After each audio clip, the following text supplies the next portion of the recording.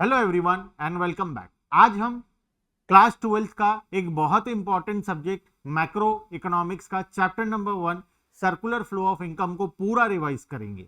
ये one shot series में तुम्हें हर चैप्टर का पूरा वन शॉट वीडियो मिलेगा जिसमें हम सभी टॉपिक्स को पूरा कवर करेंगे। आज chapter number 1 circular flow of income को हम लोग पढ़ेंगे। Circular flow of income chapter number 1 of macro economics CBSE class 12। चलो फटाफट से शुरू करते हैं। सबसे पहले समझते हैं कितने प्रकार के सेक्टर्स होते हैं इकोनॉमी के अंदर में। बेसिकली 4 प्रकार के सेक्टर्स इकोनॉमी में होते हैं। एक होता है हाउस होल्ड, दूसरा होता है फर्म, तीसरा होता है गवर्नमेंट और चौथा होता है फॉरेन सेक्टर। हमारे सिलेबस में पूरा डिटेल में हमको 2 सेक्टर्स के बारे में पढ़ना है, हाउस होल्ड के बारे में और दूसरा फर्म्स के बारे में। बाकी 2 सेक्टर्स भी है हमारे सिलेबस में, लेकिन हमें उसके बारे में उतना डिटेल्स में पढ़ना नहीं होता है। बस बेसिकली इतना जानना है कि 4 सेक्टर्स क्या क्या होते हैं और कौन कौन सा होता है। चलो सबसे पहले हाउस होल्ड। हाउस होल्ड क्या करता है? Household are the owners of factors of production. Household सभी फैक्टर्स ऑफ प्रोडक्शन का मालिक है। वो फैक्टर्स ऑफ प्रोडक्शन को फर्म्स को देता है। फर्म्स उसके बदले में उसको कुछ देता होगा। क्या देता है वो देखते हैं फर्म के बारे में जब पढ़ेंगे। House hold final consumption of goods भी करता है। हाउस होल्ड का बेसिकली 2 काम होता है। एक तो सारे गुड्स एंड सर्विसेज को कंज्यूम करना, जो भी फर्म्स बना रहा है उसको कंज्यूम करेगा, और दूसरा उसके पास जो फैक्टर्स ऑफ प्रोडक्शन है वो फैक्टर्स ऑफ प्रोडक्शन को देगा फर्म्स को, ताकि फर्म्स उसका प्रोडक्शन कर पाए। Households are the owners of factors of production and consumer of goods and services. वो सारे गुड्स एंड सर्विसेज को कंज्यूम भी करता है। नेक्स्ट आता है फर्म के बारे में। फर्म का काम क्या है? फर्म का सबसे इंपॉर्टेंट काम होता है गुड्स एंड सर्विसेज को प्रोड्यूस करना। सारे गुड्स एंड सर्विसेज को प्रोड्यूस करता है firm. Firm produces goods and services and sells them to the household. वो हाउस होल्ड को सारे गुड्स एंड सर्विसेज बेचता है। थर्ड आता है गवर्नमेंट। गवर्नमेंट का काम क्या है? सर गवर्नमेंट तो कुछ भी नहीं करता। नहीं, गवर्नमेंट बहुत सारे काम करता है। गवर्नमेंट का बेसिक काम जो होता है किसी भी इकोनॉमी के अंदर में, वो टैक्सेस को कलेक्ट करना होता है और लोगों को सर्विस प्रोवाइड करना होता है। जैसे हमको रोड, रास्ता, ब्रिज, स्कूल, हॉस्पिटल्स, ये सारा चीज देता है। कोविड के टाइम में कोरोना का वैक्सीन फ्री में दिया। ये सारा चीज जो काम है ये गवर्नमेंट का होता है। तो बेसिकली गवर्नमेंट क्या करता है? Government collect taxes. गवर्नमेंट हमसे टैक्सेस लेता है from firms and house holds and gives many subsidies. बहुत प्रकार का सब्सिडी, गुड्स एंड सर्विसेज हम लोगों को प्रोवाइड करता है। मतलब गवर्नमेंट का 2 काम है, एक टैक्सेस कलेक्ट करना, दूसरा सब्सिडी और गुड्स एंड सर्विसेज प्रोवाइड करना। थर्ड और फोर्थ में आता है हमारा फॉरेन सेक्टर। फॉरेन सेक्टर क्या करता है? फॉरेन सेक्टर का काम है इंपोर्ट एंड एक्सपोर्ट। जितना भी ट्रांजैक्शन हम फॉरेन कंट्रीज के साथ करते हैं, चाहे वो गुड्स का हम इंपोर्ट कर रहे हैं चाहे हम गुड्स का एक्सपोर्ट कर रहे हैं, वो सारा आ जाता है हमारे फॉरेन सेक्टर्स के अंडर में। इसमें import of goods, export of goods and unilateral transfer.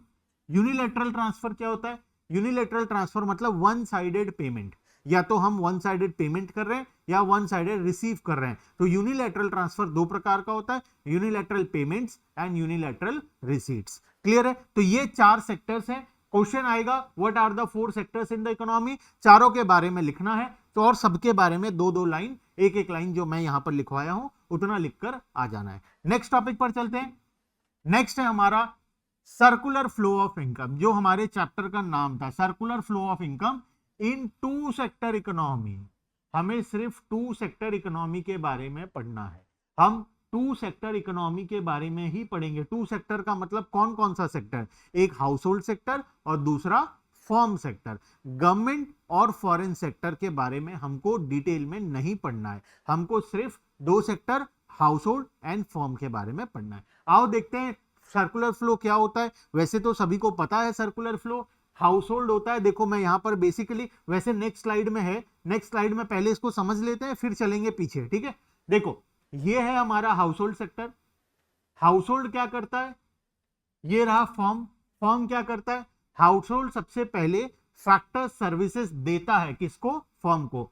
House hold factor services देता है। What are the factor services? There are 4 kinds of factor services, land, labour, capital, enterprise. तो land, labour, capital, enterprise, इसका मालिक कौन है? इसका मालिक है हाउस होल्ड। हाउस होल्ड क्या करेगा, ये फर्म को दे देगा। क्यों दे देगा फर्म को, ताकि फर्म उससे गुड्स एंड सर्विसेज प्रोड्यूस कर पाए। Firm goods and services produce करने के बाद क्या इसके बदले में कुछ देगा हाउस होल्ड को? यस। हाउस होल्ड कोई भी सामान, देखो इकोनॉमी के अंदर में जब हम इकोनॉमिक्स पढ़ रहे हैं इतना समझ जाना, कोई भी चीज फ्री में नहीं होता। तो हाउस होल्ड जब 4 सामान देगा फर्म को, लैंड, लेबर, कैपिटल, एंटरप्राइज, वो कभी भी फ्री में नहीं देगा, उसके बदले में कुछ लेगा। क्या लेगा उसके बदले में? फैक्टर पेमेंट्स लेगा। इसको बोलते हैं फैक्टर पेमेंट। 4 प्रकार का फैक्टर पेमेंट्स होता है। पहला रेंट, दूसरा वेजेस, इंटरेस्ट एंड प्रॉफिट। 4 प्रकार का फैक्टर पेमेंट्स वो लेगा। किसके बदले में? फैक्टर सर्विसेज के बदले में। लैंड के बदले में लेगा वेजेस, रेंट, लेबर के बदले में लेगा वेजेस, कैपिटल के बदले में लेगा इंटरेस्ट एंड इसके बदले में लेगा प्रॉफिट। क्लियर है बात? इसके बदले में जनरली हम रिस्क एंड रिवॉर्ड लिखते हैं। तुम चाहे रिस्क एंड रिवॉर्ड भी लिख सकते हो या फिर प्रॉफिट भी लिख सकते हो। क्लियर है बात? तो ये तो हो गया हमारा एक साइडेड ट्रांजैक्शन, जब हाउस होल्ड फर्म को दिया और उसके बदले में पैसा ले लिया। अब फर्म जो गुड्स एंड सर्विसेज प्रोड्यूस किया था, जितना भी गुड्स एंड सर्विसेज ये फर्म प्रोड्यूस किया था, उसका क्या करेगा? उसको मार्केट में बेचेगा। मार्केट में बेचेगा तो खरीदेगा कौन? अगेन हाउस होल्ड खरीदेंगे उसको। मान लो ये बिस्किट बनाया, ये बिस्किट को कौन खरीदेगा? हाउस होल्ड खरीदेगा। मान लो ये चॉकलेट बनाया, कौन खरीदेगा? हाउस होल्ड खरीदेगा। तो जितना भी goods and services firm produce करता है वो सब कुछ कौन खरीदता है? हाउस होल्ड खरीदता है। अब फर्म क्या किया? अपना गुड्स एंड सर्विसेज दे दिया किसको? हाउस होल्ड को। इसके बदले में क्या हाउस होल्ड कुछ देगा? यस देगा। क्या देगा? Consumption expenditure, payment for goods and services, जिसको हम इकोनॉमिक्स के लैंग्वेज में कंजम्पशन एक्सपेंडिचर बोलते हैं। क्लियर है बात? तो ये होता है पूरा सर्कुलर फ्लो। जब हाउस होल्ड फर्म को फैक्टर सर्विसेज देता है, उसके बदले में फर्म हाउस होल्ड को फैक्टर पेमेंट देता है। जब फर्म हाउस होल्ड को गुड्स एंड सर्विसेज देता है और हाउस होल्ड फर्म को उसके बदले में payment for goods and services देता है। तो ये पूरे प्रोसेस को हम लोग बोलते हैं circular flow of income. Clear है बात? चलते हैं डेफिनेशन के अंदर में। एग्जाम में आ जाएगा तो लिखेंगे कैसे? सबसे पहले एग्जाम में आता है तो डेफिनेशन लिखना है। पूरा मार्क्स चाहिए, कंप्लीट मार्क्स चाहिए। 1 मार्क, आधा मार्क भी कोई काट नहीं पाना चाहिए कहीं पे भी। तो मान लो explain circular flow in economy in 2 sector, circular flow in 2 sector economy question आ जाता है 5 मार्क का या 4 मार्क का, हालांकि 3 मार्क 2 मार्क में भी आ सकता है। मान लो ज्यादा मार्क्स का क्वेश्चन आ जाता है, कम मार्क्स का आया तो कोई दिक्कत नहीं है, तब तो सब कुछ लिखकर आ जाएंगे, मार्क्स मिल जाएगा। लेकिन मान लो 5 मार्क में आ जाता है तो क्या क्या लिखना है? सबसे पहले डेफिनेशन लिखेंगे। डेफिनेशन क्या बोलता है? Income flows from first from firm to household in the form of factor payment. पहले फॉर्म से हाउस होल्ड में इनकम फ्लो होता है in the form of factor payment. 4 प्रकार का फैक्टर पेमेंट होता है, अभी हम डिस्कस किए थे। And then from household to form in the form of consumption expenditure. फिर हाउस होल्ड से फॉर्म जाता है in the form of consumption expenditure. Such flow of money is known as circular flow of income. इसको हम लोग circular flow of income बोलते हैं। Clear है बात? इसके बाद यहां पर तुमको मिल जाएगा 1 मार्क्स। ठीक है, ये डेफिनेशन लिख दिया पूरा, एग्जाम में 1 मार्क मिल गया। बाकी 4 मार्क्स के लिए क्या करेंगे? नेक्स्ट आता है अजम्पशंस के बारे में। कभी कभार तो खाली अजम्पशंस भी पूछ लेता है। What are the assumptions of circular flow of income in 2 sector economy. तो खाली अजम्पशन भी क्वेश्चन आ सकता है, या पूरा क्वेश्चन आए तब भी हमें अजम्पशंस के बारे में लिखना है। क्या क्या लिखेंगे? देयर आर, पहला assumption, there are only 2 sector in the economy. सबसे पहला अजम्पशन हम मानकर चलेंगे government and foreign sector exist नहीं करता है। सिर्फ 2 ही सेक्टर इकोनॉमी में, एक है हाउस होल्ड, दूसरा है firm. It means there is no government and foreign sector. Clear है? Next, household sector supplies factor services only to firms. ये वर्ड लिखना जरूरी है, ओनली टू फॉर्म्स।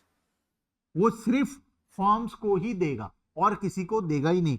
क्यों नहीं देगा? क्योंकि हम पहला अजम्पशन में लिखे और कोई एग्जिस्ट ही नहीं करता है, मतलब ना गवर्नमेंट है ना फॉरेन सेक्टर है, ऐसा हम अजम्पशन लिए। तो जो भी सामान हाउस होल्ड के पास होगा वो किसको देगा? वो फर्म को देगा। ये ओनली वर्ड लिखना जरूरी है, only two firm. And firm hire factor services only from house hold.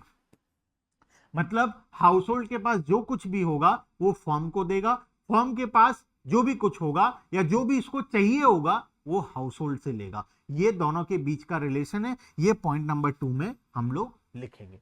Point number 3 में firm produces goods and services and sell entire output, जितना भी गुड्स एंड सर्विसेज वो प्रोड्यूस करेगा सारा entire output sells to the household, वो household को सारा product बेच देगा। क्लियर है बात। Fourth, household receive factor income for their services and spend the entire amount, again entire amount, मतलब हाउस होल्ड को जितना भी पैसा मिलेगा वो सारा पैसा खर्च करेगा। इसका मतलब सेविंग्स इकोनॉमी में नहीं होगा, हाउस होल्ड कोई भी पैसा नहीं बचाएगा, वो सारा पैसा उसका जितना भी इनकम हुआ वो सारे पैसे को खर्च कर देगा।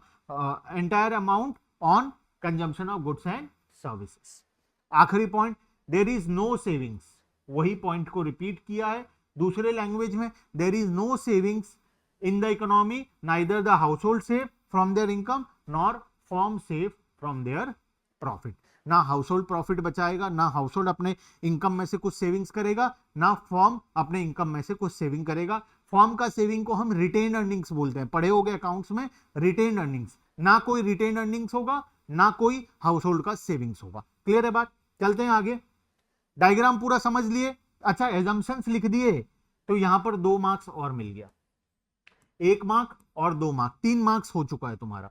नेक्स्ट, उसके बाद आते हैं डायग्राम के ऊपर। डायग्राम बना दिए तो 1 मार्क और मिल गया, तो 4 मार्क हो गया। अभी भी 1-2 मार्क्स बाकी है, तो उसके लिए क्या करेंगे, अब उसके लिए हम डायग्राम को एक्सप्लेन करेंगे, the outer loop and inner loop. Outer loop का मतलब कौन कौन सा, 2, इसको इरेज कर देता हूं थोड़ा। आउटर लूप का मतलब जो बाहर का लाइन है, जो ब्लैक कलर में लिखा हुआ है, देखो आउटर लूप का मतलब जो ब्लैक में लिखा हुआ है, हाथ से नहीं मिट रहा है, हाथ से भी मिटता है ये, आउटर लूप और इनर लूप। चलो देखो, आउटर लूप का मतलब गुड्स एंड सर्विसेज और फैक्टर सर्विसेज, जहां पर मनी का कोई इन्वॉल्वमेंट नहीं होगा। The outer loop of the diagram shows the real flow, जहां पर मनी का कोई भी इन्वॉल्वमेंट नहीं होगा। Flow of factor services from household to firm and corresponding flow of goods and services from firm to household. Inner loop का मतलब जो रेड में लिखा हुआ है, रेड में क्या हो रहा है, मनी का इन्वॉल्वमेंट हो रहा है। फर्म हाउस होल्ड को पैसा दे रहा है फैक्टर पेमेंट, और हाउस होल्ड फर्म को पैसा दे रहा है in the form of consumption expenditure, इसको बोलते हैं inner loop. Inner loop shows the money flow, money flow बोलते हैं। Flow of factor payment from firm to household and corresponding flow of consumption expenditure from household to firm. Clear है बात। ये लिख दिए तो और balance जितने भी मार्क का क्वेश्चन है तुम्हारा, अगर 6 मार्क का है तो और 2 मार्क यहां पर तुम्हें मिल जाएगा, 5 मार्क का है तो यहां पर 1 मार्क मिल जाएगा, तो टोटल तुम्हारा full out of full marks यहां पर बन जाएगा। क्लियर है बात। चलते हैं नेक्स्ट, रियल फ्लो क्या होता है। हम अभी जस्ट पढ़े रियल फ्लो में मनी का कोई भी इन्वॉल्वमेंट नहीं होता है, और यहां पर रियल फ्लो में 2 प्रकार के ट्रांजैक्शन होते हैं। एक तो हाउस होल्ड फर्म को देगा फैक्टर सर्विसेज, और फर्म हाउस होल्ड को देगा गुड्स एंड सर्विसेज। तो बार्टर इकोनॉमी जनरली जो पहले होता था, बार्टर इकोनॉमी जहां पर मनी का कोई इन्वॉल्वमेंट नहीं होता था, उस प्रकार के इकोनॉमी में हम लोग रियल फ्लो के बारे में बात करते थे, जहां पर हम गुड्स एंड सर्विसेज लेते थे फर्म से और उसके बदले में हम उनको फैक्टर सर्विसेज दे देते थे, जहां पर मनी का कोई इन्वॉल्वमेंट नहीं होता था। Real flow refers to flow of factor service from household to firm and corresponding flow of goods and services from firm to household. इसमें there it is also known as physical flow, इसका एक और नाम physical flow है। It does not involve money. तो अगर question आ जाए 2 mark में आ सकता है, 2 मार्क में अगर आ जाए तो एक तो ये एक्सप्लेन कर देना है, यहां पर लिख देना does not involve money, it is also known as physical flow, और डायग्राम बना देना। डायग्राम में देखो, this is household and this is firm. Household क्या देगा फर्म को, हाउस होल्ड देगा फैक्टर सर्विसेज, और फर्म क्या देगा, फर्म देगा goods and services, goods and services. Clear है बात। तो हम दे देंगे फैक्टर सर्विसेज और ले लेंगे उसके बदले में गुड्स एंड सर्विसेज। चलते हैं नेक्स्ट। नेक्स्ट है हमारा मनी फ्लो। मनी फ्लो क्या होता है, नाम में लिखा है, जहां पर मनी का इन्वॉल्वमेंट होगा उसे बोलेंगे मनी फ्लो। मनी फ्लो में क्या होता है, money flow refers to flow of factor payment from firm to household and their factor services and corresponding flow of expenditure from household to firm for purchase of goods and services. Basically money flow उसी का ही, वही transaction का part है। जब हम factor services दिए उसके बदले में हमें क्या मिलेगा, फैक्टर पेमेंट मिलेगा। लैंड, लेबर, कैपिटल, एंटरप्राइज के बदले में हमें rent, wages, interest and profit मिलेगा। और जो गुड्स एंड सर्विसेज हम लिए थे उसके बदले में हम अब पैसा देंगे, जिसको हम बोलेंगे कंजम्पशन एक्सपेंडिचर। ये दोनों पार्ट को हम लोग बोलते हैं मनी फ्लो। मनी फ्लो में क्या होता है, मनी फ्लो में होता है जनरली दो प्रकार का काम। एक, हम पैसा देते हैं। हम किस चीज का पैसा देंगे, ये हम है हाउस होल्ड, और ये कौन है, फॉर्म है। हम किस चीज का पैसा देंगे, हम देंगे payments for goods and services. हम payments for goods and services कर देंगे। फॉर्म हमको किस चीज का देगा पैसा, फैक्टर पेमेंट।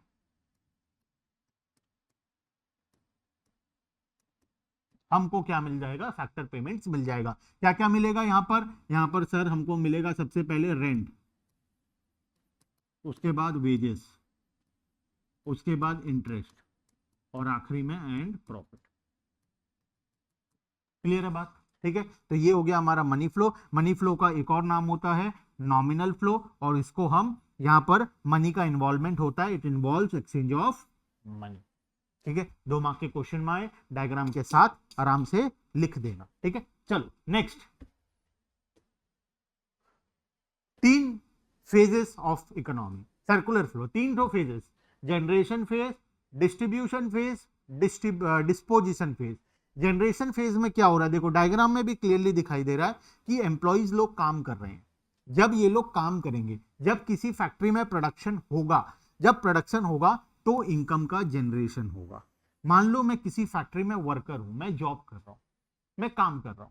मैं जब काम करूंगा, गुड्स एंड सर्विसेज प्रोड्यूस करूंगा, तब मेरा वेजेस मतलब मेरे इनकम का जनरेशन होगा, वहां पर मेरा कमाई होगा। पैसा अभी मिला नहीं है, लेकिन पैसा ड्यू हो गया है। मैं कमाई, जब तक मैं मेहनत नहीं करूंगा, जब तक मैं काम नहीं करूंगा, मतलब जब तक मैं फैक्टर सर्विसेज दूंगा नहीं, तब तक मेरा इनकम का जनरेशन होगा नहीं। तो सबसे पहला काम होता है इनकम का जनरेशन। जब भी एम्प्लॉय काम करता है या फैक्ट्री में प्रोडक्शन होता है, तो वहां पर इनकम का जनरेशन होता है।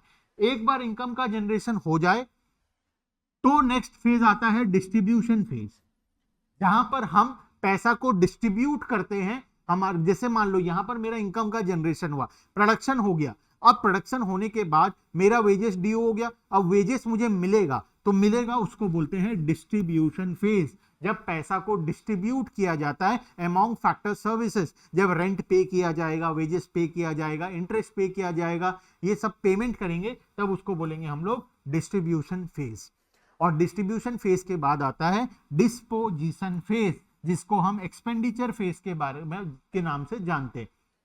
मुझे जो पैसा मिला, अब मैं उस पैसे का करूंगा क्या, अब मैं इस पैसे को खर्च करूंगा, गुड्स एंड सर्विसेज खरीदूंगा, तो ये मेरा हो गया डिस्पोजिशन फेज। तो 3 फेजेस हो गया। पहला, जब प्रोडक्शन होगा तो उसको हम लोग बोलेंगे जनरेशन ऑफ इनकम, वहां पर मेरा इनकम जनरेट होगा। जनरेट होने के बाद पैसा मुझे मिलेगा, जिसको हम बोलेंगे डिस्ट्रीब्यूशन फेज। और डिस्ट्रीब्यूशन होने के बाद आखिरी स्टेप आएगा डिस्पोजिशन। डिस्पोजिशन मतलब मैं पैसा डिस्पोज करूंगा, मतलब मैं पैसा खर्च करूंगा, मैं गुड्स एंड सर्विसेज कंज्यूम करूंगा और उसके बदले में पैसा पे करूंगा। तो इसको बोलते हैं हम एक्सपेंडिचर फेज भी बोलते हैं या डिस्पोजिशन फेज भी बोलते हैं। तो ये 3 प्रकार का फेजेस इकोनॉमी के अंदर में होता है। नेक्स्ट चलते हैं, तीनों के बारे में कुछ कुछ लिखा गया है, एग्जाम में अक्सर क्वेश्चन आता है, what are the 3 phases of circular flow. एक तो डायग्राम बना देना है, उसके बाद तीनों के बारे में लिख देना है। सबसे पहले समझते हैं जनरेशन फेज को, जहां पर इनकम का जनरेशन होता है। It is also known as production phase, इसका एक और नाम है production phase. In this phase firm produce goods and services with the help of factor services. यहां पर फैक्टर सर्विसेज को यूज करके फर्म क्या करता है, गुड्स एंड सर्विसेज को प्रोड्यूस करता है। ठीक है। सेकंड आता है डिस्ट्रीब्यूशन फेज। डिस्ट्रीब्यूशन फेज में क्या होता है, इसका एक और नाम है इनकम फेज। यहां पर लोगों को पैसा मिलता है, मतलब वहां पर लोगों का इनकम होता है। इनकम होने के बाद this phase involve flow of factors income, rent, wages, interest, profit, ये उनको दिया जाता है from the firm to household. Form से हाउस होल्ड के पास पैसा आएगा। यहाँ पर इनकम का जनरेशन होगा, यहाँ पर पैसा मिलेगा। पैसा मिलने के बाद अब वर्कर क्या करेगा, अब वर्कर उसको डिस्पोजिशन करेगा, मतलब एक्सपेंडिचर करेगा, डिस्पोज ऑफ करेगा, एक्सपेंडिचर करेगा। एक्सपेंडिचर फेज में हम पैसे को खर्च करेंगे, गुड्स एंड सर्विसेज खरीदेंगे। इन this phase income received by factors of production is spent on the goods and services produced by firm. जो गुड्स एंड सर्विसेज प्रोड्यूस किया है फर्म, उसको हम लोग खरीदेंगे, हमारे पैसे को खर्च करेंगे। तो ये तीनों फेजेस के बारे में आता है। तो दो दो पॉइंट सभी के बारे में दिया गया है, सभी को एग्जाम में लिख देना है। Next important topic, difference between stock and flow. Stock क्या होता है, फ्लो क्या होता है, हम डिस्कस किए हुए भी है नॉर्मली भी। स्टॉक एंड फ्लो क्या होता है, स्टॉक का मतलब होता है जो eight a particular point of time हम मेजर करते हैं। डायग्राम से समझते हैं, उसके बाद आएंगे डिफरेंस बिटवीन में। देखो यहां पर ये टैंक में जितना पानी है, this is known as stock of water, this is stock of water. Tank में जितना पानी है ये है स्टॉक ऑफ वाटर। हमारे पास जितना पानी अभी फिलहाल अवेलेबल है और जितना पानी आ रहा है, जितना पानी अंदर आ रहा है, इसको क्या बोलेंगे हम लोग, फ्लो ऑफ वाटर। मतलब एक घंटे में, मान लेते हैं 1 आवर में, 1 आवर में पानी टंकी के अंदर आ रहा है। जितना पानी एक घंटे के अंदर टंकी में आएगा उसको हम लोग बोलेंगे फ्लो ऑफ वाटर। ठीक है, हमारे टंकी में जितना पानी एक घंटे में अंदर आया वो फ्लो है, और जितना पानी एक पर्टिकुलर पॉइंट ऑफ टाइम पर अवेलेबल है टंकी में, ये हमारे पानी का स्टॉक है। ठीक है, आते हैं डिफरेंस बिटवीन में स्टॉक एंड फ्लो। सबसे पहला स्टॉक क्या होता है, देखो stock variable refers to debt variable which is measured at a particular point of time, at a particular point of time। एक पर्टिकुलर पॉइंट ऑफ टाइम पे जिसको हम मेजर करते हैं उसको बोलते हैं स्टॉक वेरिएबल। और flow variable refers to debt variable which is measured over a period of time, जिसको हम over a period of time measure करते हैं उसको हम फ्लो वेरिएबल बोलते हैं। Not time dimensional, stock variable time dimensional नहीं होता, क्योंकि ये at a particular point of time होता है, इसीलिए ये टाइम डायमेंशनल नहीं होता। फ्लो वेरिएबल टाइम डायमेंशनल होता है, जैसे कि 4 से लेकर 5, 5 से लेकर 6, 4 से लेकर 4, 15, ये है टाइम डायमेंशनल। जिसका एक स्टार्टिंग टाइम होता है, जिसका एक एंडिंग टाइम होता है, उसको बोलते हैं टाइम डायमेंशनल। जिसका स्टार्टिंग एंड एंडिंग टाइम नहीं होता उसको बोलते हैं नॉट टाइम डायमेंशनल। तो stock concept is not time dimensional, flow concept is time dimensional. Stock concept static होता है, स्टैटिक मतलब जो रुका हुआ है।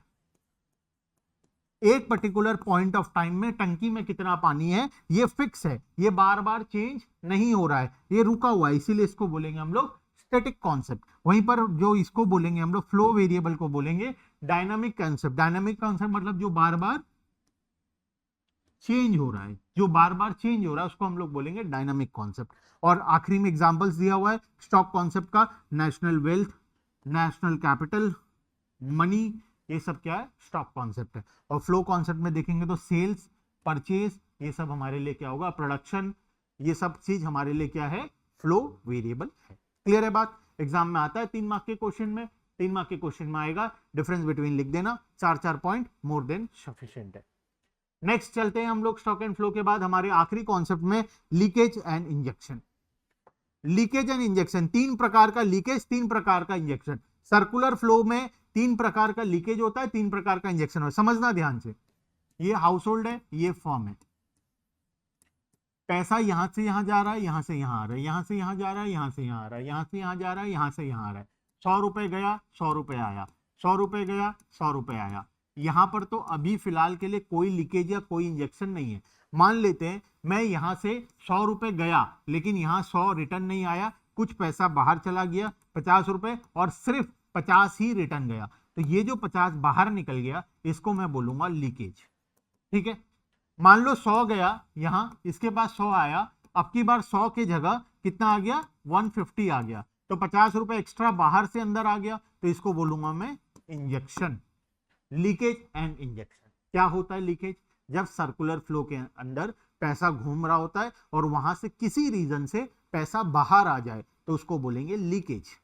और जब सर्कुलर फ्लो में पैसा घूम रहा है और किसी रीजन से बाहर का पैसा अंदर आ जाए उसे बोलेंगे इंजेक्शन। तीन प्रकार का लीकेज और तीन प्रकार का इंजेक्शन होता है। सबसे पहले लीकेज के बारे में बात करते हैं, टैक्सेस।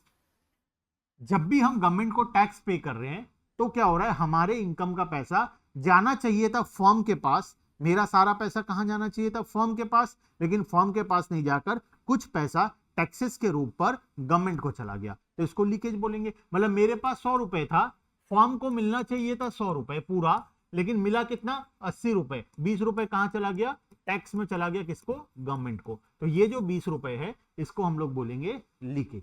क्लियर है बात। सेकंड प्रकार का लीकेज होता है सेविंग्स। मैं सारा पैसा खर्च करने वाला था, अगर मैं सारा पैसा का कंजम्पशन करता तो सारा पैसा किसको मिलता, फर्म को मिलता, लेकिन मैं क्या किया, 50 रुपए अपने बैंक अकाउंट में सेव करके रख लिया, तो जो पैसा फर्म को मिलना चाहिए था वो नहीं मिला, वो मेरे पास ही रह गया, तो ये भी एक प्रकार का क्या हो गया, लीकेज हो गया। और आखिरी में है इंपोर्ट। जो फर्म को पैसा मिलना चाहिए था वो पैसा कौन ले गया, वो पैसा फॉरेन कंट्री वाले आकर लेकर चले गए। अगर फॉरेन कंट्री से मैं सामान मंगा लेता हूं तो उस केस में जो पैसा फर्म को मिलना चाहिए था वो फर्म को नहीं मिलकर किसी फॉरेन कंट्री को मिल गया। अगर पैसा फॉरेन कंट्री को मिला तो वो हमारे लिए क्या हो जाएगा, हमारे लिए लीकेज हो जाएगा। तो तीन प्रकार का लीकेज है, एक टैक्सेस, दूसरा सेविंग्स और तीसरा इंपोर्ट। जहां पर पैसा फर्म के जगह, फर्म से हाउसहोल्ड या हाउसहोल्ड के फर्म में नहीं जाता, कुछ पैसा बाहर निकलकर कहीं और चला जाता है, या तो गवर्नमेंट के पास चला जाता है या तो फॉरेन सेक्टर के पास चला जाता है। ठीक है। तीन प्रकार का इंजेक्शंस भी होता है, एक गवर्नमेंट स्पेंडिंग, इन्वेस्टमेंट और एक्सपोर्ट। ठीक उल्टा, टैक्स का उल्टा स्पेंडिंग। जब हम टैक्स पे करते हैं तो हमसे पैसा गवर्नमेंट के पास जाता है, और गवर्नमेंट जब पैसा खर्च करता है तो गवर्नमेंट से पैसा हमारे पास आता है। तो जब हमसे पैसा गवर्नमेंट के पास गया वो लीकेज हो गया, गवर्नमेंट से पैसा हमारे पास आया तो वो हमारे लिए इंजेक्शन हो जाएगा। तो पहला इंजेक्शन है गवर्नमेंट स्पेंडिंग। दूसरा इंजेक्शन है इन्वेस्टमेंट। हम सेविंग करते हैं तो हमारा पैसा हमारे पास रह गया, फर्म के पास नहीं गया। अगर हम इन्वेस्टमेंट करते हैं तो बल्कि हमारे पास जो पैसा था, जो पहले सर्कुलर फ्लो में नहीं घूम रहा था, वो अब घूमना शुरू हो गया, वो इन्वेस्टमेंट के रूप पर अब सर्कुलर फ्लो के अंदर में आ गया, तो ये एक इंजेक्शन हो गया। इंपोर्ट जिस तरीके से लीकेज है, वैसे ही अगर हम एक्सपोर्ट करते हैं तो बाहर का पैसा हमारे पास आ गया, हमारा पैसा तो हमारे पास है ही, प्लस जो गुड्स एंड सर्विसेज हम एक्सपोर्ट किए तो बाहर के कंट्री वाले हमको पेमेंट करेंगे, तो वो पैसा हमारे फर्म के पास आ जाएगा, तो वो हमारे लिए इंजेक्शन हो जाएगा। तो तीन प्रकार का लीकेज एंड तीन प्रकार का इंजेक्शन एग्जाम में आ जाए, एक एक लाइन लिख कर आ जाना, आराम से हमारा काम हो जाएगा, लीकेज एंड इंजेक्शन। तो यहां पर हमारा पूरा चैप्टर नंबर 1 का सर्कुलर फ्लो ऑफ इनकम का रिवीजन कंप्लीट होता है वन शॉट के अंदर। इसी तरीके से हम बाकी चैप्टर्स के भी सारा रिवीजन वीडियो कंप्लीट लेकर आएंगे। ठीक है, बाय बाय एवरीवन।